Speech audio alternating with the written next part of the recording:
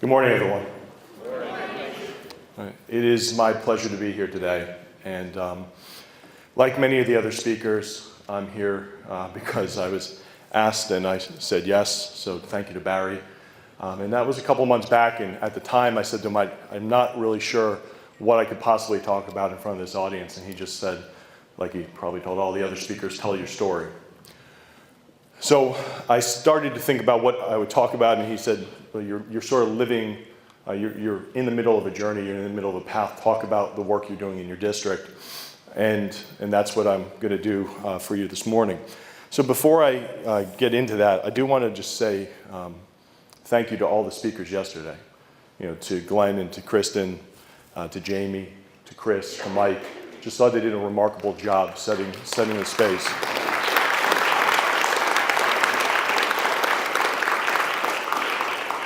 And again, to the members of the organizing team that are around the room, if we don't get a chance, I do want to say thank you to all of you for the work you did in organizing today.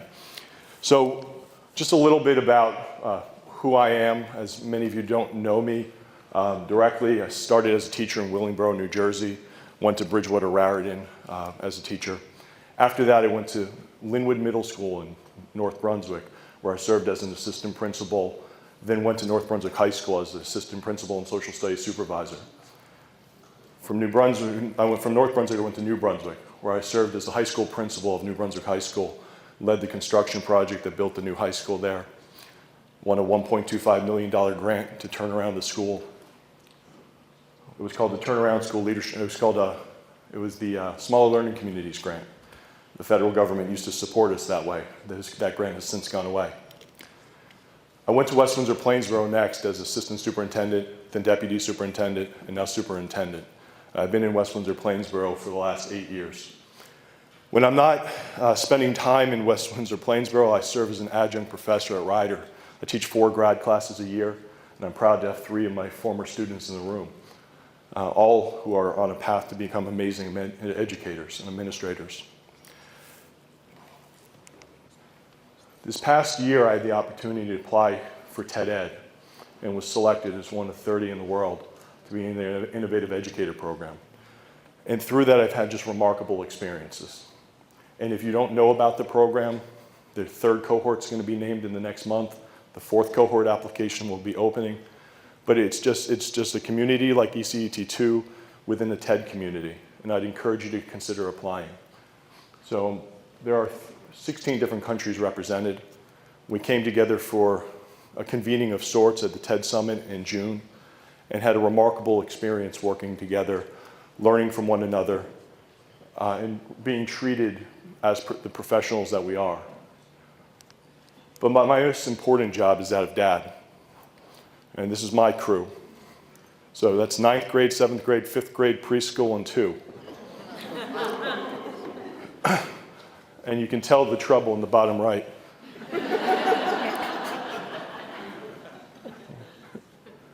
She is the terror and darling of the house. So I want to talk about how we create the culture and the climate in our school districts. And that opening slide is said, on my watch, because I take it really seriously. This is personal. Our profession is personal. It is personal when we make decisions, when we walk into hallways, when we walk into classrooms. On my watch. I don't like the not over my dead body. I rather say on my watch, certain things are or are not going to happen.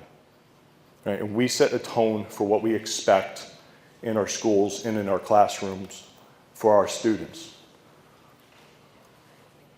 I'm proud to be part of a cohort of educators working towards certification over at College of St. Elizabeth. I know they had a table here.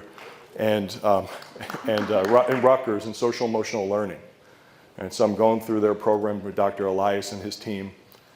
I'm a member of the Panasonic Foundation when we look at equity and access for all. And I'm an advocate for over 90 districts as a lead in the trustee districts in the Garden State Coalition of Schools.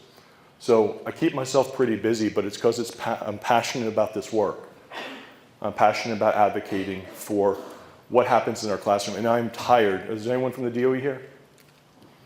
Well, I wouldn't change what I say. I am, because I've said it to them, I am so tired of the Department of Ed handing rulings down from on high and having no idea of how it impacts the classroom, how it impacts our teachers, how it impacts our students.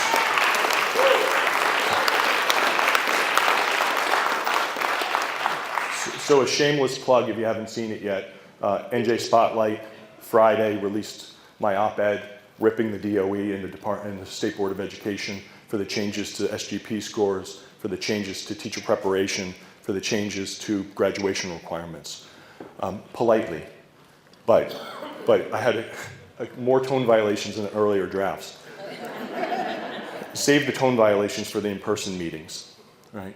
And so through organizations like the Garden State Coalition, I've had the opportunity to sit in the room with the DOE on multiple occasions last year to advocate for things like pension reform and try to talk to them about school funding formulas and to talk to them about graduation requirements and on a multitude of topics. And we need folks like yourselves out there fighting the good fight, whether it's in New Jersey, New York, Pennsylvania, wherever you're coming in from. But our departments used to honor the voice of educators. They used to bring us into the decisions. There's no longer an honoring of the field, of the work that we do each and every day. So I like the saying, we make the road by walking. All right, now, Antonio Machado is a member called Generation 98. So that's 1898. And this was a time in Spain where they just lost the Philippines, Guam, Puerto Rico, Cuba. It was not a great time in Spain. You know, the empire that was falling apart. And a group of poets and writers came together and would lash out against the government, so to speak. And one of the poems that he writes is, "Wanderer, your footsteps are the path and nothing else. Wanderer, there is no path. The path is made by walking. Walking makes the path, and on glancing back, one sees the path that will never trod again. Wanderer, there is no path, just waves in the sea." So the idea that we make the path by walking, and we have to be very intentional about what that path is. And we have to know sometimes it's not always going to be the easy one. So two roads diverge in a wood, and I took the one less traveled, and that has made all the difference since. I've always loved this poem, probably because my grandmother used to read it to me. So this was one of my paths this summer. This was a desolate path out in Banff, in Canada, when I was out at the TED conference, and you're just very alone. And something was very freeing in being very alone. And after the year that I had last year, where I was getting my head kicked in by our community, after we made some pretty powerful decisions. So when you take that road less traveled, sometimes that storm rolls in over the hills.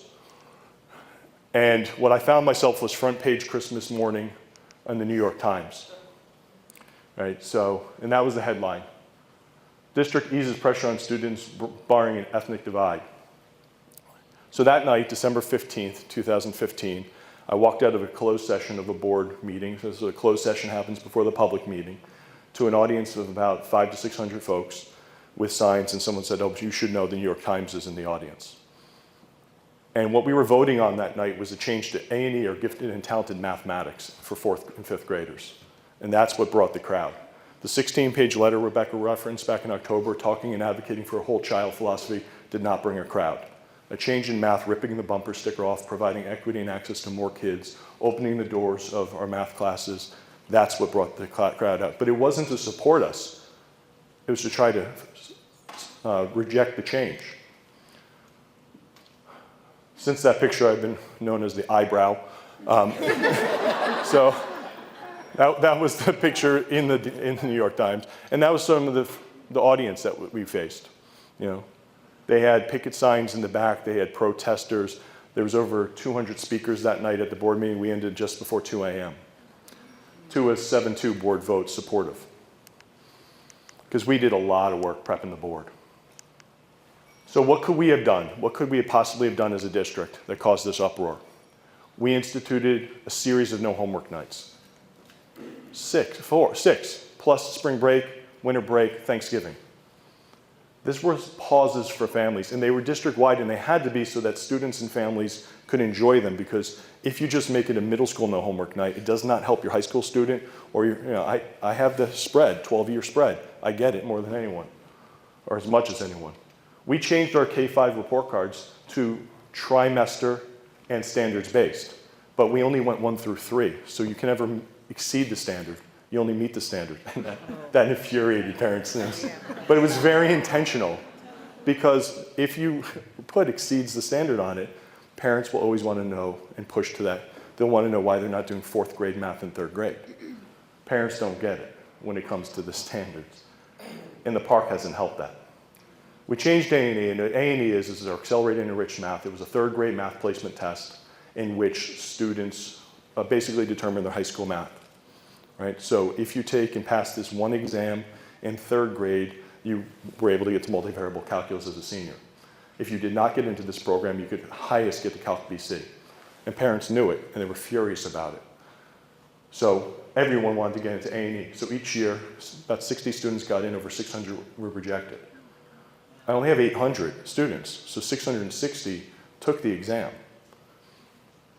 But then there was this systematic problem that happened between 3rd grade and 8th grade, where families felt that their children weren't meeting their math, their needs of their math were not being met. They went to tutoring. So the tutoring industry took off in our community. And then they get high school, in option 2 for New Jersey, you can start accelerating over the summer. And then option 2 took off. So we would have upwards of 1,600 option 2 classes over the summer, all to catch up. And we had to go back and question, why was the line drawn where it was in 3rd grade? And why was it that it was 80-20 male-female? And why was it 0% African-American? Why was it 0% Hispanic? You're telling me that there's not one gifted African-American student in my 3rd grade for mathematics? But that's what the data was telling me. And that was nonsense. And I didn't believe it, and neither did our parents of the African-American Parent Support Group. And they were right. Because when I looked at the data in 2010, when we talked about changing the entrance criteria for honors and AP, I found that 24 students had a 270 to a 300 on the NJ Ask, but were not recommended for honors. So I eliminated teachers' ability to make recommendations for honors and AP. And then it became, if you had a B or better, parents and students can make the decision if they went in. Give them the chance. And what happened? Enrollment went up, AP and honors went up, and our scores went up. We did not plateau, we went up. So with over 1,600 AP exams given a year, we have a 4.3 average. That's up from a 4.1 a couple years back. That's ludicrous. We revamped our basic skills program. Once again, we found that when we actually had to look at data, and we looked at having common criteria across all our elementary schools, what we found was there was a lot of discretion that was given in previous years. And building administration, as well as teachers, who ultimately controlled their own class rosters, were sliding the scale of data in order to keep jobs in their buildings. So there was kids with more need in another building, but they weren't getting services because that had a high needs population in that building, where another building had students that had more ability, let's say, than someone in another building, they were getting services. So we changed that, and we went to more of a SWAT team mentality of our basic skills. You put the support where the need is.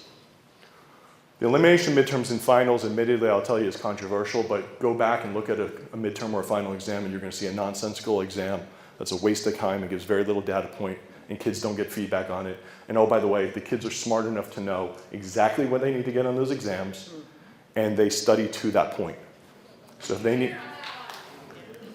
So what happened, we had quarterly assessments. We had district benchmarks in our departments, and we're simply using those. The other thing we did was we moved the weight from the separate 10% category for midterm and separate 10% category for final, and we put it embedded within the 4th quarter and the 2nd quarter.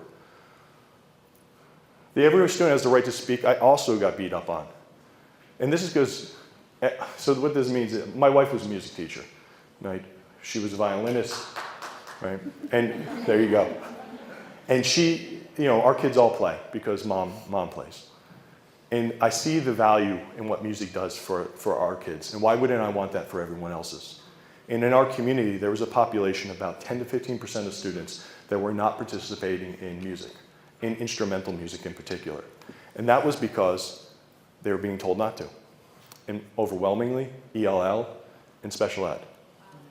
Right? So you go to a concert and you'd see kids in the audience during the school day who were not participating, and you'd say, why is this happening? Why is this acceptable? Everyone has the right to squeak. And we changed that. Now we have everyone plays an instrumental music in 4th and 5th grade. And I mentioned expanding the honors criteria. So what problem were we trying to solve? Twofold. One was concerns with equity and access. The other one was mental health and student stress. All right, now student stress is a big deal in our community. And I'm a big believer in educating the whole child. Ever since ASCD rolled that out, it just made complete sense. So what doesn't make sense is in 14-15, we had over 120 students with suicidal ideations.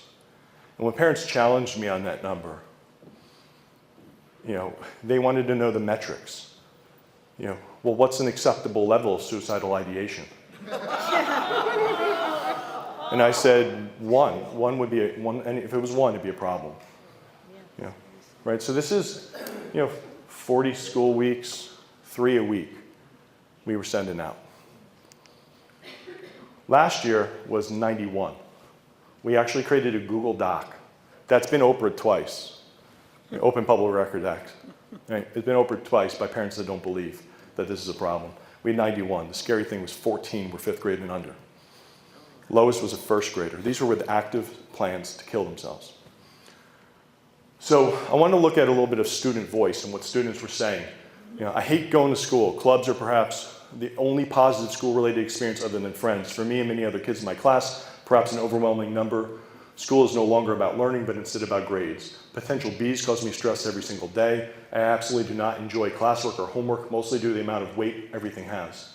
No attempt is made to explain the course material or explore in greater depth. It's all about formulas, AP strategies, checklists like essays.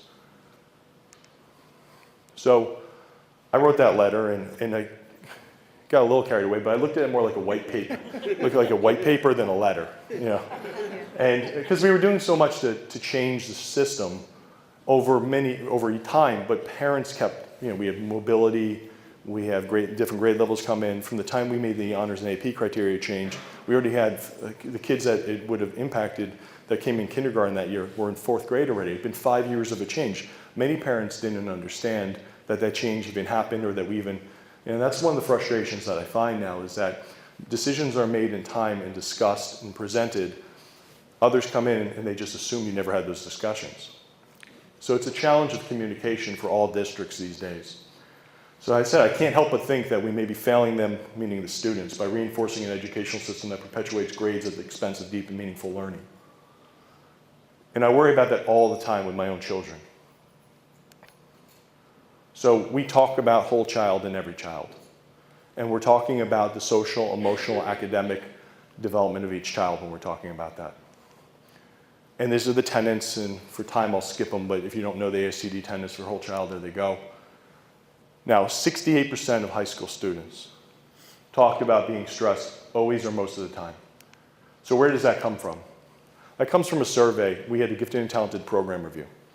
Right? And external reviewers did the survey, compiled the data, and this is what we found. So all middle school students, all high school students, and then middle school teachers, high school teachers, then middle school parents, high school parents. And this is not just gifted and talented, this was all students that were in honors or AP classes were surveyed by this particular study.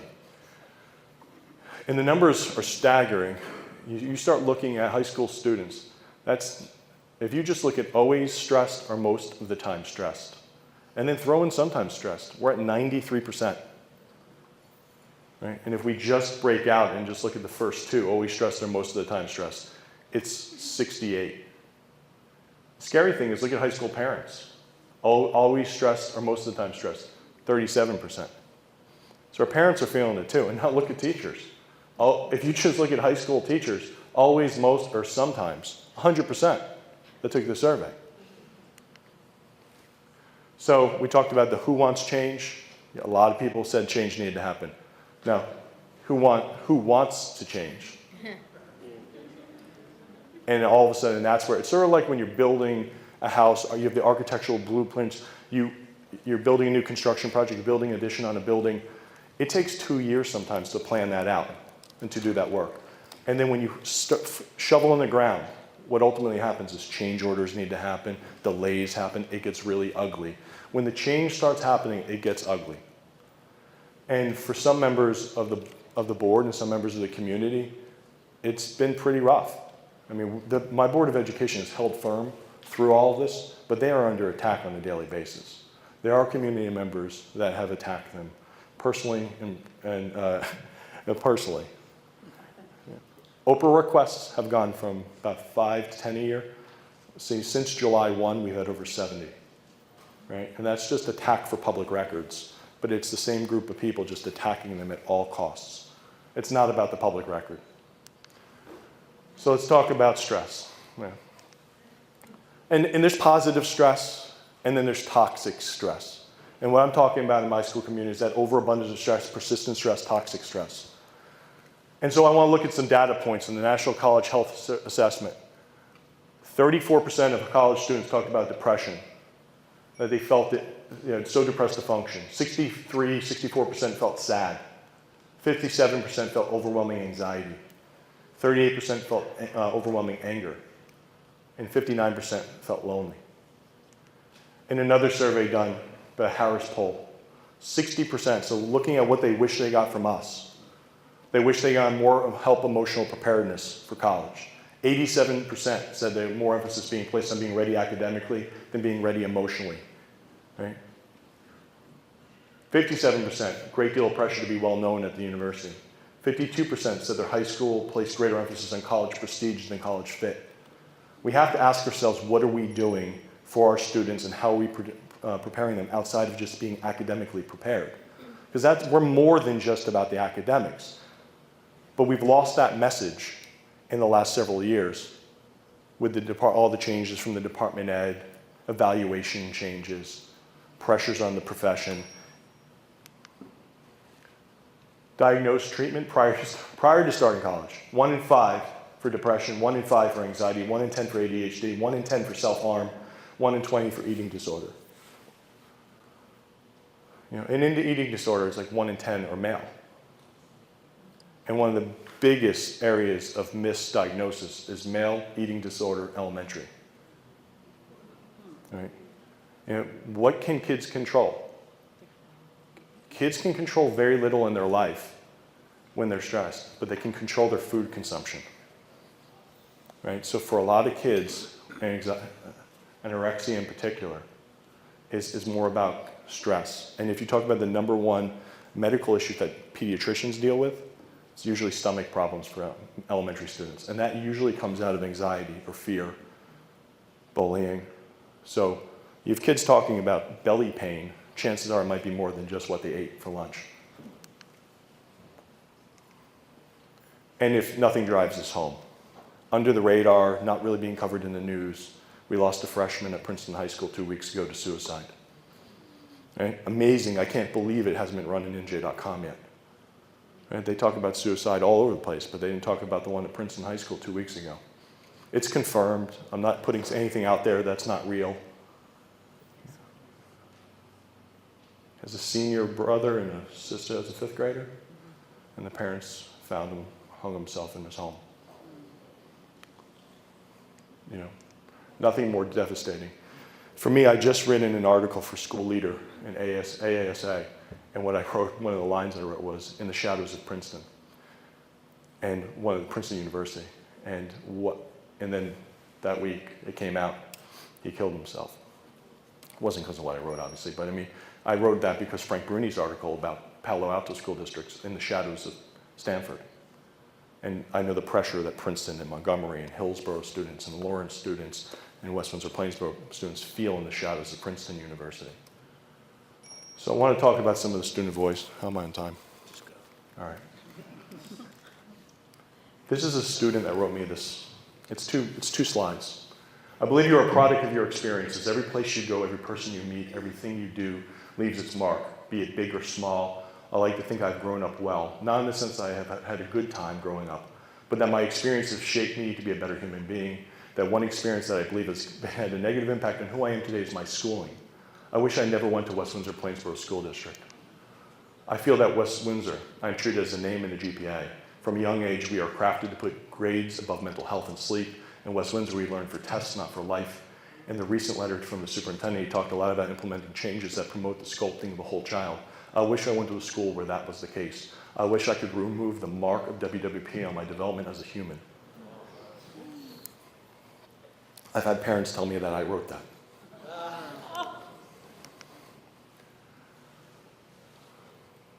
Without a doubt, learning is something I'm grateful for. The amount of stress is the main issue I see, especially with district. People aim really high, which makes it difficult to stand out in the crowd. With this competition is abnormally high, stress has been there literally everywhere I go. In the hallways, there aren't discussions about someone's weekend or about a movie or anything of the sort. Every conversation that goes on is about the amount of stress piled on students and comparisons of teachers. And now we're starting to see this in our guidance department. Our guidance department's getting inundated with students who want schedule changes, not because they don't like the teacher, because they know that one teacher's workload might be slightly different than the other teachers, and they're trying to manage their workload. And they've created their own app that's just as good as Genesis or real time to try to figure out, because they know the schedule, the only thing they haven't figured out is how to do the seat count. So students will come in and they'll say, I know that this teacher has this period available, can I get into her class? And all you have to do is move my PE section, right? And they have it all figured out before they walk in the room. I love the learning, but after this school district's experience, I think that school's a prison that we just have to get through it in order to get on with our life. I've begun to hate learning. I'm going to be completely honest. I feel like school's beating the learning out of me to the point where I dread rather than enjoying it. It's just over and over again. My favorites, you guys need to fix this system as soon as possible. Right? For me and many other kids in my class, perhaps an overwhelming number of schools, no longer about learning, but instead about grades. It just keeps going. My colleague, Rebecca, who introduced me, did this project where there's, what would you want your students to know? Your teachers to know? I constantly feel pressured. This is 7th grader. Pressure to be perfect at everything. And anxiety drives me nuts. It's hard to even get through the day without breaking down. Look at underneath, though. We're not all the same. We need extra credit for more than 100% because that's what our parents want. I used this slide on a Sunday at a Chinese school, and I almost got thrown out of the room. But I'm having the conversation, whether they want to hear it or not. Right? Gifted is not extra homework. What kind of twisted logic is that? Right? Right? That's a middle schooler calling us out. So what have we been doing? We've been talking about Campaign. Campaign Connect is a great group. Used to be Princeton Center for Leadership. You might know the work of Abby Atias and her group. They now have a group called Campaign Connect. I've been on their advisory committee for the last 7 years. We're working on Day of Dialogue. That's a group in Mercer County where we brought every high school from Mercer County together in the same room to talk about diversity, gender, race. We're going to California next week with a group from Community Middle School looking at challenge success. We started to be a sustainable district. That might sound, what's that have to do with culture? It has everything to do with culture. And we're bringing environmental clubs and students' voice to the table to talk about issues of sustainable practice. We've started TED clubs, so students can talk about areas of passion away from competition. Our PRISM program at our middle schools is remarkable. It's our gifted and talented program. We're doing data work with state climate and culture surveys. We're in the middle we're just starting strategic planning, and that will be telling what comes from that. So I just want to share a couple slides to flip through so you get a sense of student voice, of the kind of things the kids want to talk about when we ask them to identify unspeakables, things that they want to talk about in the school that they don't have the ability to talk about because no one's asking. So the academic integrity. So the kids want to talk about academic integrity. Assumptions of influence. We tend to speak and act like every student in our school is destined to attend a top-level college, expensive college. We don't acknowledge that this isn't an option for everyone. There seems to be the assumption that everyone in our district is affluent and has internet access at home, but that's not the case for some students. Right? Striving to diversify our teaching staff. In a school that's so diverse and rich in many cultures, why do all the teachers look the same? Power to that kid for writing that, and having the courage to put it in. Isolation. They talked about students that are loners. In our 2 high schools, all kids eat lunch at the same time. So to watch 1,600 or 1,500 students sitting in like a runway of a airport is our one long corridor, and then the two cafeterias. There's not enough tables there. The kids literally sit anywhere. But there's kids alone in that. So you can have 1,600 kids sitting together, and you have kids off on their own. And the kids see that and say, why? What are the social barriers? How are students being left out? You know. And then they want to know, how will we bring it back? What have we learned? How are we going to continue this work? So we had that meeting in January, and we've had 2 meetings so far with the kids up until May. We're bringing them back in 2 weeks. We're bringing the leadership team back. The Mercer County group is doing 2 more sessions with Day of Dialogue throughout the year. We're in the process of working on guest speakers. We're going to work with this Campaign Connect, again, to help us craft the conversations. Students wanted to know that we tend to stay away from admitting that we are stressed with academics, and we do use words like anxiety and depression.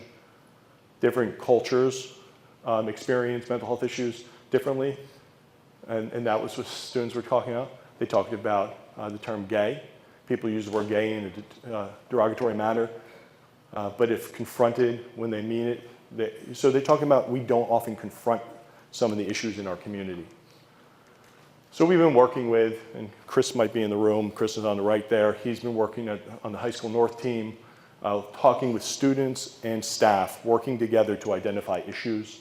This is members of our South team, Rebecca on the right, members of our community team. They were just honored for the work that they're doing. High School South was just honored for the work that they're doing. And my good buddy, who passed away April 19th, killed in early morning on his morning jog by a student going to school early for a field trip.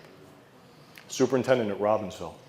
Steve and I were on the Campaign Connect advisory team for 5 years. And at the end of year 1 meeting, when we were really trying to frame what Campaign Connect would become, he said, you know, he just spat out, safe as I won't be hurt. But he wasn't talking about physical hurt. Right? He was talking about emotional. Supportive is the place that will help move me ahead.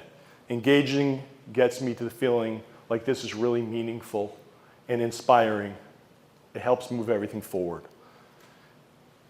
You know, a lot of what Campaign Connect has become is because of Steve's commitment to the work and what he understood the work to become.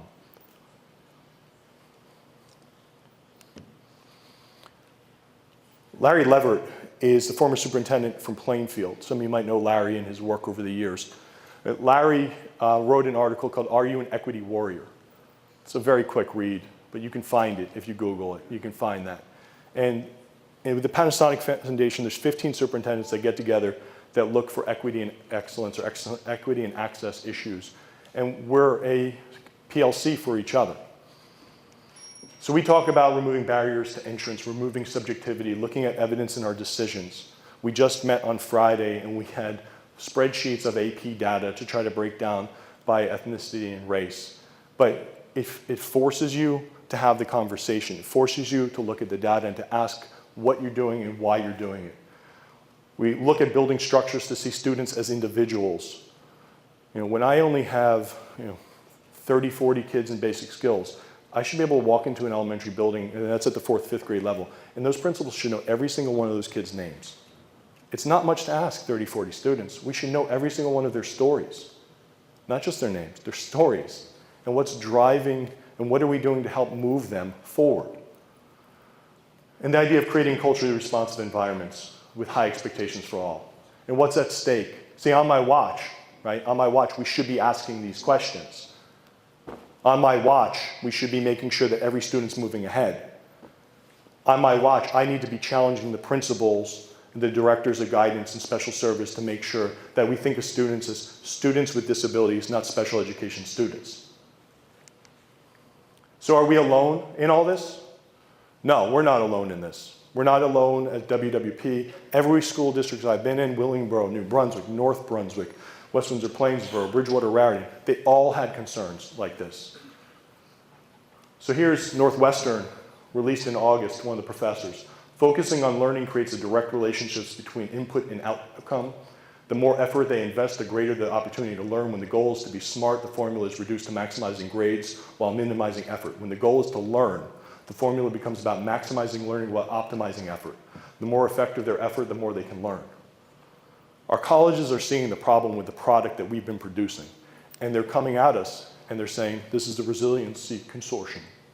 Now, those are a bunch of symbols that I never went to any of those schools, so here they are. And why are they working together? They're working together because suicide on college campuses for the Ivies and others, other high performing, is double that, the national suicide rate. It's 7.5 students per 100,000 on college campuses. At the Ivies, it's 13 per 100,000. You may have heard of pen face or duck walk. Pen face is, if you ask a student that goes to the University of Penn how they're doing, they'll tell you everything's fine. They give you pen face. But if you delve inside them and you really get into what they're feeling, you break the pen face down. NYU had to put cages on their atrium library because so many kids, anywhere they could go in New York to kill themselves, they were diving off the inside of the library. So college admissions is another whole part of the debacle. And you can see that applications are through the roof and acceptance is relatively low. So I have parents that say, my kid's going to Harvard. In fact, in the last 3 years, these are our numbers, 169 students have applied for Harvard. And they gave up summer breaks so they can go to school, and they gave up being part of Boys State, and they gave all the things they gave up, and only 4 have been accepted.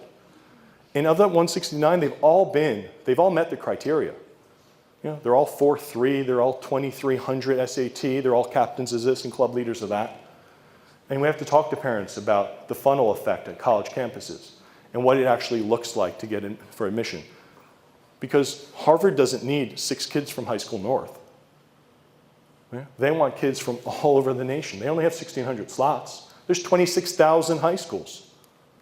And each one of those has a valedictorian and salutatorian. That's 52,000 valedictorians and salutatorians. What makes us think they're going to accept all these kids from West Windsor Plainsboro? And our parents need to understand it. So we've been doing a lot of parent education, and they don't like it, hearing it. But they need to hear it. And then I show them this and say, this is your top 10 Fortune 500 companies. That's where they went to school. That's where the CEOs went to school. I don't have anyone applying to the University of Arkansas. So, Harvard Grad School of Education and Making Caring Count, if you're not familiar with Turning the Tide, please take a look at the Turning the Tide document. They have come out and they basically said, my boiled down version of Turning the Tide says, what you've produced isn't good enough. You need to change what you're producing. We were asking for the wrong things. Have sustained community service, limit your number of ATs, make commitments to a handful of clubs and activities. 90 deans and admissions officers have signed off onto this, and college presidents, including all the Ivies, all the big name universities, they've all signed on. The proof will be in the pudding if they start changing their acceptances. But they're starting to turn. This was used in our presentation yesterday, but I love Calvin and Hobbes. And here I am waiting for the bus, 11 more years of school to go, then college, and then maybe graduate school, and then I work until I die. And it shouldn't be about that. We should be talking about passion for learning. We should be talking about that deep and meaningful learning. Right? Every child you pass in the hallway has a story that needs to be heard. Maybe you were the one meant to hear it. What are we doing to find out about our students? And I love this at the TED Summit. They talked about listening is an act of love. And that was a theme through the summit. And the summit was special. I got really lucky. That's the first summit they ever did. They brought the whole TED community together. There's only 30 educators that were invited. There's 1,000 people present. So all the TEDx organizers, all the members of the TED Books community, all the different TED community folks were there. So it was just remarkable in their presence and the culture that they built. And that was the backdrop. So you can imagine how inspired you felt, being at that. That's Chris Anderson, the curator of TED in the middle there. He should be a happy guy. I mean, he works for TED all his life. That's what he gets to do. That's our cohort, loving holding the ball. The TED symbols behind us, but we couldn't fit. And that was the backdrop of what we got to look at. Wow. That's Banff. It's to talk about being inspired. And on the last night before we left, they asked anyone who wanted to write a reflection. And mine got selected, and I got to go up on the TED stage and give my 30-second sort of reflection. And I've never shook so much in my life because you're on the red circle in front of 1,000 people with the lights on. But I do want to ask a question about sports teams for a second. It seems like a strange transition, but it'll connect. But can anyone tell me what sports team has the all-time best winning record? Yankees?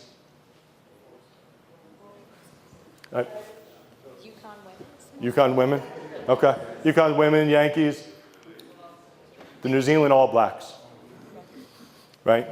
It's a rugby team. They have a over 75% win rate over the last 100 years. The reason I bring them up is I just love their sayings and their slogans, right? And they have a group called, a book out about them called Legacy, right? And they talk about sweeping the sheds. Well, sweeping the shed means when the game is over and the crowd is gone, they stay behind the players and they clean their locker room. Okay? They clean their locker room. They talk about follow the spearhead. All right, follow the spearhead. Maori, which is a tribe in New Zealand, has a saying called Wanua, which means extended family. Chris talked about this a little bit yesterday, right? Feeling connected to other people. And Wanua, that extended family, is symbolized by the spearhead. They're saying if champions do extra, and keep a blue head, right? So keep a blue head. So when we get hot and angry, we get red. Under pressure, they want to stay calm and cool. And leave the jersey in a better place, right? From a legacy perspective, right? They're talking about long term. You leave that jersey that you wear in a better place. As teachers, we want to leave our classrooms and our school in a better place than before we were there. And this idea of fictive kin, again, connects directly to what Chris said yesterday. Oh, great. It was great he made that connection for me. The idea that this is that term that's when we walk with people that we talk about as family, right? They're part of our tribe, right? That we find, I saw pictures going, sorry, right? But they're those people that you're like, they're my brother, but they're not blood, right? And to have these people around you that you're connected with through thought, and that you know that it's a safe place to talk. Now, I saw the 2-minute warning, but within all that, our kids are a part of that, right? And just, if you're not familiar, you haven't read, and most people in this room are going to be familiar and would have read Hattie's work, right? So, Russell Bishop did a study of parents, management, teachers, and they asked what are major influences on student achievement. And all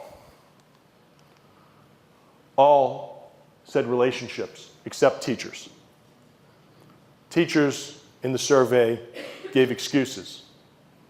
And if you look at the effect size for any of these others, you know that that has nothing but relationships is, I think, a 0.8. But the number one effect size is our belief in a student's ability to learn. The number one, a 1.62 effect size. So if you're not familiar with Hattie's work, 0.4 is the hinge point. 1.62 by far blows everyone else away. Is our belief in the kids in front of us ability to learn. And Hattie talks about learning as spontaneous and individualistic, often earned through effort and time-worn, slow, gradual fits and starts kinds of process. Doesn't feel that way when we're preparing for park, right? But like I want them to be happy as a dad, right? I don't care about the SGO. I don't care about that common assessment that they have to get 4 times a year in my home district that is the same exam over and over again.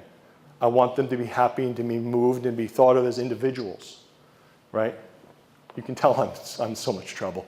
When the boys graduate and I'm left with the 3 of them at home, right? But that's the class of 2032, right? The other day I went shopping with her at Kohl's and she made me hold the doll's hand and she had the other hand, right? Right? So, but she's the class of 2032. She'll retire somewhere around 2070, 2065, 2070. Right? What's life going to be like for her? And those are corkscrew curls are real and we don't do anything to do it, right? And they just, I want all of our kids to be happy. And I'll end with this quote. I've come to a frightening conclusion that I'm the decisive element that creates the climate. It's my personal approach that creates the climate. It's my daily mood that makes the weather. As a teacher, I possess tremendous power to make a child's life miserable or joyous. I can be a tool of torture or an instrument of inspiration. I can humiliate or humor, hurt or heal. In all situations, it is my response that decides whether a crisis will be escalated or de-escalated and a child humanized or dehumanized. So on my watch, right, my hope is that all kids are treated, are humanized, and that all kids are respected for the individuals that they are and are met at their level and moved forward. Right? That they all have some growth by being in each teacher, but they're met as the individuals that they are, not because we have to teach lesson 123 on Thursday. Yeah.